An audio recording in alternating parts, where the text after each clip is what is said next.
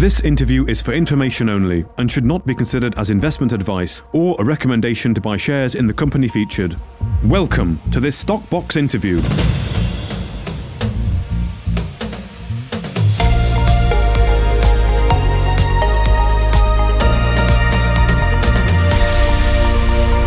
Joining us today is Jason Brewer, of course, the CEO of Marula Mine. Thank you very much for your time, Jason. Of course, the suspension has been lifted this morning. You are now out of suspenders. So how are you feeling about that? Very good.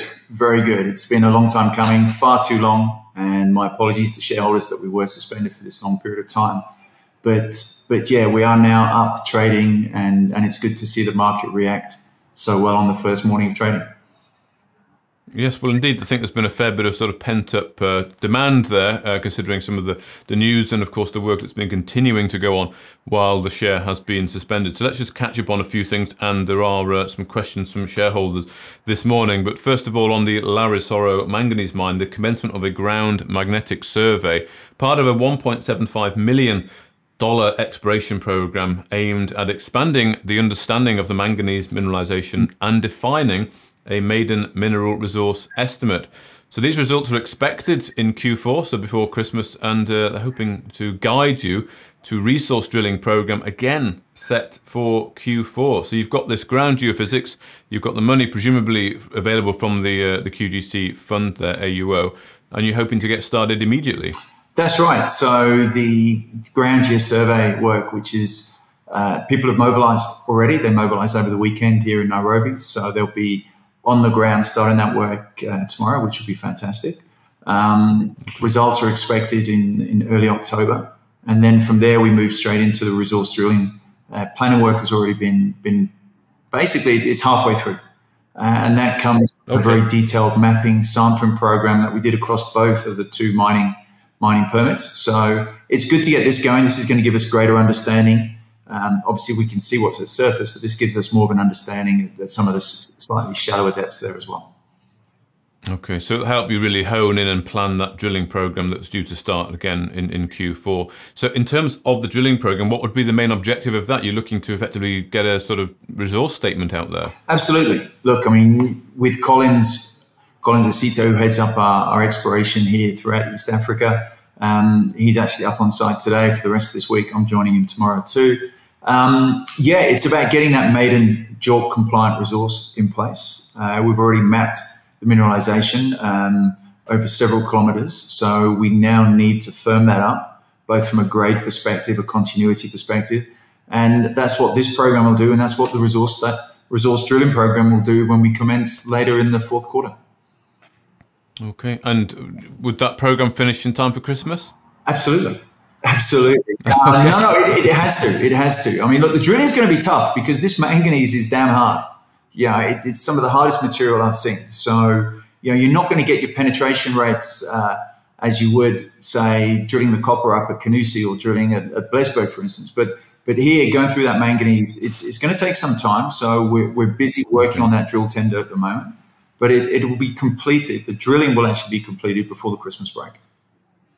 Right. Okay. And the target to get that resource statement out there. Of course, I know when we spoke last time, we were talking about shipments have gone away. I think 1,000 tons had been transported to Nairobi. You were sort of expecting the cash coming in short order, and then a second and third shipment is due. So you are shipping sort of the stuff that's already available at surface. Yeah. What we've been doing is we've been mining, we've been processing, crushing, screening up there, and with Scan Global, a global logistics company, that material has been trucked down here to Nairobi. It's then been loaded into containers, and Scan Global have transported them down through to Mombasa. There was a ship which was due to leave on the 14th, which was Saturday. So I'm waiting for that confirmation from Scan Global this morning, and hoping to get that RNS out, just confirming those exports, those sales, and revenue receipts. So that's all in process. We're actually in the process of acquiring additional excavators, trucks, loaders for the operation up there at Larasoro, so we can actually increase production and get greater volumes going out through Mombasa. So that's something I've already started working on this morning.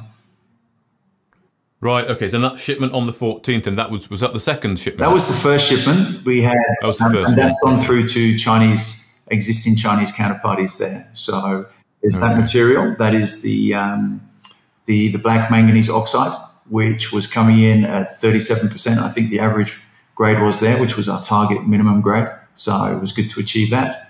We've got what's called that pink manganese, the rhodochrosite, which we're just firming up a sale of that. We actually had a lot of interest out of Spain, out of Europe for that material. So similar grades, and we're looking at placing that through that Fujitsu relationship as well.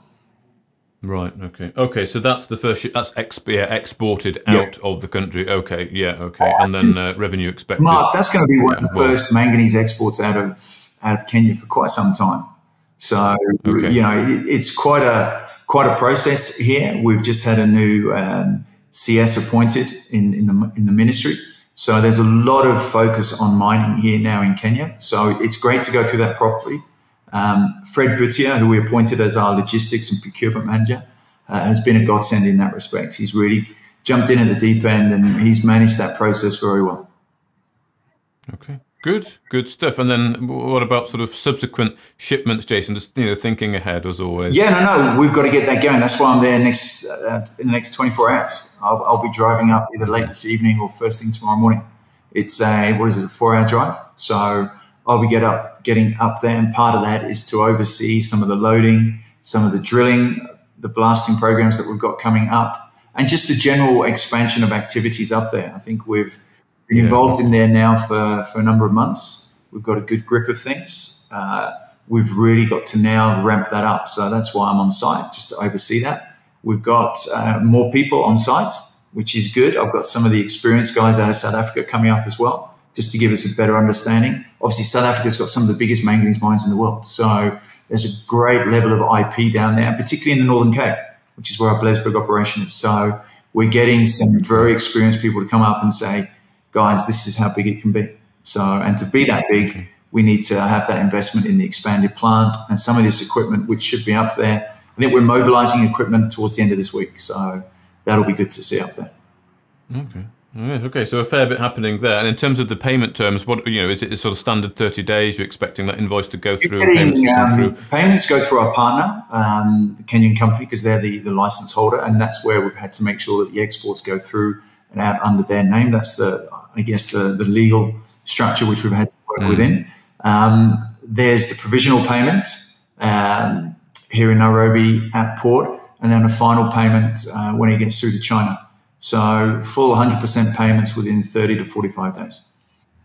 Right. Okay. Good. And then Blesberg, and it's a sort of a similar story with Blesberg with the shipments there, but I know they were a little bit delayed, but you were, I think, aiming for, I think you said a 7-figure revenue stream by May, increasing to sort of 500 tons. But I mean, where are you at the moment with Blesberg? Yeah, Blesberg, look, obviously whilst we've been suspended, we've announced some quite material developments up at Blesberg. You've had the mining permit issued there, which allows us to move away from the reprocessing of the historical stockpiles, the 250,000 tons or so of historical stockpiles, which have been turning in some very good high-grade spodumene ores. But that mining permit allows us to move now towards the big open pit, conventional open pit mining operations, drill, blast, load, haul that you'd expect.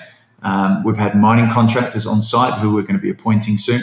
But we've had the TOMRA unit, the second of those XRF ore sorters, arrive up at Springbok, where it's still being refurbished before it's being commissioned on site. So there's been a lot of development there on that side of it. On the sales side of it, we've been working with the Chinese battery manufacturer who took the initial shipment last year. You remember we did a small trial shipment to them.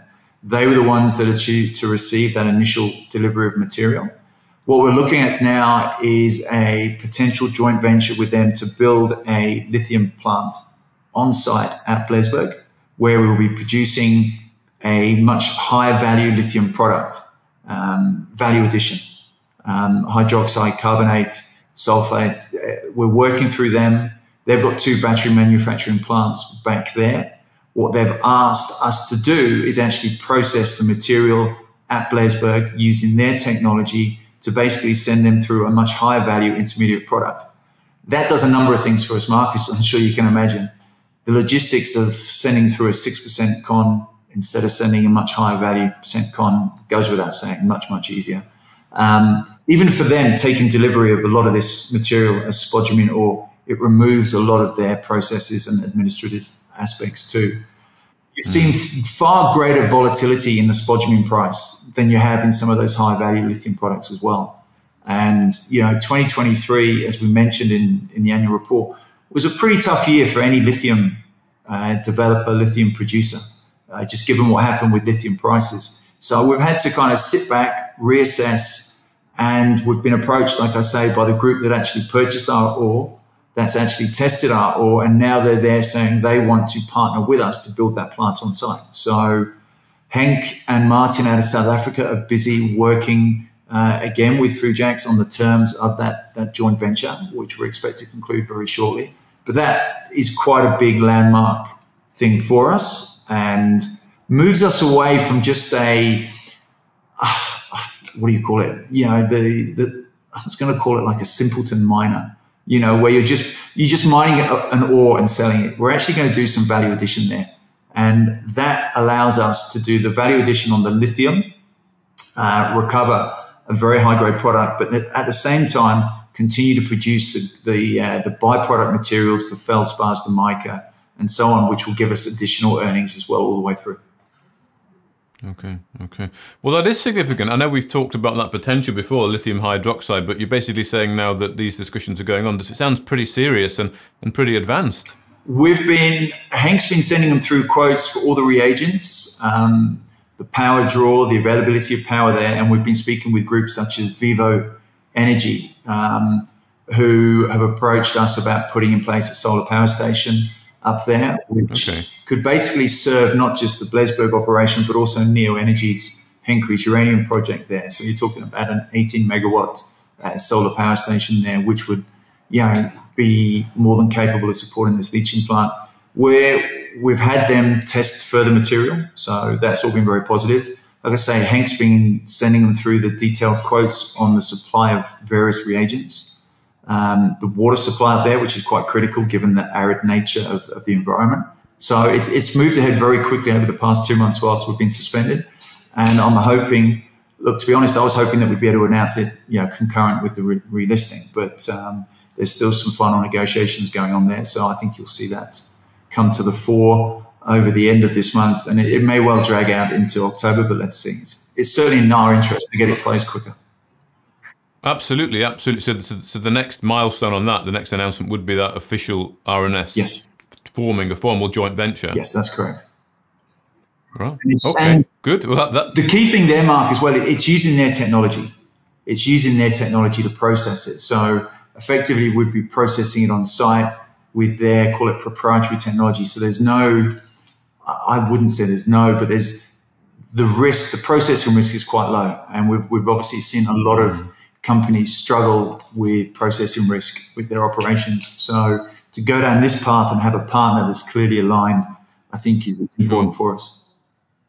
Yeah, good. That's a big milestone, Jason. Yeah, that's good. I'm pleased to hear that. A question that came in, which was about transportation issues. I think this is probably more related to Blesberg here. You obviously faced some slight issues there, and the question was how you sort of adapted to overcome these issues, and whether you foresee any other sort of improvements going forward. And I guess this will cover shipments and export across all of the projects here. Look, if you talk about Blesberg, for instance, our solution to that is, rather than produce 100 containers of spodumene ore, we'll be producing several containers full of a high-value lithium carbonate, lithium hydroxide. So your logistics associated with that is the challenges have diminished greatly. The feldspar production there, we're waiting for the final pricing to lock in an offtake arrangement there, which will move ahead very, very quickly. Logistics for that, again, it's a bigger volume material, but I think we're quite comfortable with how that's panned out. Road haulage in South Africa is quite significant. When you move to rail for some of those bigger volumes, that's when a lot of those challenges come through. Rail feeding into port facilities has been a challenge in South Africa, particularly in some of the energy minerals like coal. So, and even with manganese out of the Northern Cape as well, it's been challenged. So, no, we've adapted by looking at producing a higher value, smaller volume product for Blesberg. And that's where I see us kind of differentiating ourselves greatly from a lot of the competition. And that would change a lot, presumably, when you go down the joint venture route and you have a lithium hydroxide. That would, that's a different ball game, isn't it, completely? We're there at all. We're not League Two or Championship. Hopefully, we're promoted there to the Premier League. Let's see. Sure. Okay. Good. Well, there's some drilling results due from Blesberg soon. Yeah. Look, we've had Jacques Perreault, who's our geo competent person out of South Africa. He's been going through the updated CPR. There was additional assays which were required on some of the material out of Blesberg. There was some additional additional elements there that we wanted to get sampled. In particular, some of those rare earth elements which we wanted sampled. So Jacques got them done. There were some other things such as beryllium, which has been identified there, a very high value product. So some of the additional test work has been for that. Jacques is pretty much finished, I believe, with that CPR. So we'll be releasing that. That will have JORC compliance statements for all the minerals there at Blesberg. Okay, excellent. Good. Well, thank you, Jason. Just on the AUO funding here then, I think, did you increase the amount available to sort of 8.5 million? And what have you drawn down so far? Yeah, when we first got involved with that, the initial facility was £3.75 million. Then earlier this year, we increased that by another 4.78 million. So total, it is now 8.53 million, of which, as at, I think, 1st of September, we've drawn a bit over 2.4 million of that. So there's 6 million available. So if investors are concerned about our liquidity and available cash to develop and expand our projects, to make payments on these projects, we clearly have the capacity through AUO. So I'm very confident in that. I know there's been some whispers there about placings and so on. I mean, please, guys, let's talk facts. Let's talk facts. We've got existing arrangements in place with QGC, with AUO. That provides us with the confidence to move ahead and make these decisions and develop our projects this quickly. We don't have to make a decision and then go cap in hand to the brokers and do a heavily discounted placement. That's not how we work. That's why very early on we got this locked in. And having this locked in gives us that certainty to then deliver on our strategy. Okay, well, thank you very much, Jason. I do want to go through some quick fire questions from shareholders from the Telegram group this morning. I know we'd like to plan, because there's lots of questions that come in, so clearly it's a lot of interest in the stock. We're going to try and plan doing a live premiere with yourself, perhaps Sean from Neo, and of course Quinton as well, and then all the questions could be fired at all three of you during that event. That would be good. Then I can defer a lot of them to Sean and to Quinton for sure. Yeah, just throw the ball. Yeah, but if we can quickly fire through, I think there's maybe 6 here. When is Jason buying Marula shares from his salary as promised? It'll probably be by the time we get some of the news out this month, October. I'd say late October. We will no longer be in a blackout period. Right. Okay. Are we switching auditors? We have learned a lot of lessons over the past 2 months of being suspended. That does not just go to the auditors, that goes to our own administrative team as well. I think if you look at some of my comments in the annual report or in the RNS that went out today, I said if we are to deliver on the sort of timeframes and the targets that I want and I set, then clearly we need to improve the staff we have. We need to improve the consultants, the service providers we have. So there will be significant changes to be announced over the course of the next couple of weeks. Right. Okay. Quick on Canusi. I think there's perhaps a report due from Canusi, or certainly an update on what's going on and with regards to the plant construction. Yeah, we had Jana and Darren up on site in August. They provided me with a very detailed report. It's kind of changed our thinking as to the final product that we're producing there now. From being a DSO, we were then looking at a much higher value con. We're now looking at production of a copper cathode. So we've got the complete process flow sheet for that. There is an update which is being finalized now on that. In parallel with that, I've got the Takela guys in the office today. They're going up to Dodoma tomorrow. Actually, they're going up via Dar because there's some equipment that they're sourcing there. mining and stockpiling of ore ahead of that processing commencing this quarter. In the fourth quarter, I should say. I'm already saying we're in the fourth quarter. So there's a lot of developments planned there, but getting that copper update announcement out this week is one of the key targets I have. Okay, good. Is a dividend likely in Q1 2025? As a major shareholder, I'd love to say that, because then I could use that to reinvest back into stock. No, realistically, it'll come after the annual accounts go out. So after the second quarter of next year. Okay, good. Revenue. How will revenue be achieved from Blesberg before the end of this year? Both spodumene sales. I know we've said we're going the lithium route, but there will be spodumene sales. There will be sales of feldspar and some other byproduct material. So we are hoping, as I mentioned just earlier, final pricing to be received on the feldspar offtake over the coming weeks, hopefully before the end of September. And once we've got the pricing, then we've got the material there. So it's then just delivering that. So, and then you've got the spodumene and the lithium sales as well. So, and tantalum. So, yes, in fourth quarter, you will be receiving updates on the various sales, the volumes going through.